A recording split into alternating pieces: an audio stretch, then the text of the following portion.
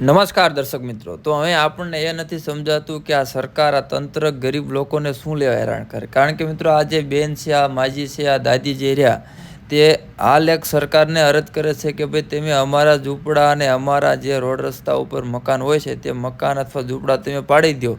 તો અમે એક તો ગરીબ માણસ હોય અને ગરીબ માણસ પછી જાય ક્યાં. તો ખરેખર સરકારને જો કદાચ એમને દબાણ દૂર જ કરવા હોય તો મોટા મોટા બિલ્ડરો, મોટા મોટા ઉદ્યોગપતિઓ જે બેફામ રીતે અને જે બિનકાયદેસર કબજો જમાવીને બેઠા છે તેવા લોકોના બિલ અથવા તેવા લોકોનું જે કાંઈ દબાણ હોય તે દૂર કરે તો ખરેખર યોગ્ય કહેવાય. તો ચાલો મિત્રો, આ માજી શું કહી રહ્યા છે તે પણ તમે એકવાર સાંભળો. અમે ગરીબ માણસ થઈ સાહેબ, મારા બાળ બધા હતા, નાના નાના દીકરા હતા, તો હું જ્યાં સાહેબ નાખો હું નાની નાની બની જાઉં સાહેબ. મારે કાંઈ આધાર નથી સાહેબ, અમારે ઘર નથી, બહાર નથી, અમને મળ્યું નથી કાંઈ છે. અને મારા છોકરા ઝાપડામાં પડ્યા રહેતા હતા, એ સરકારે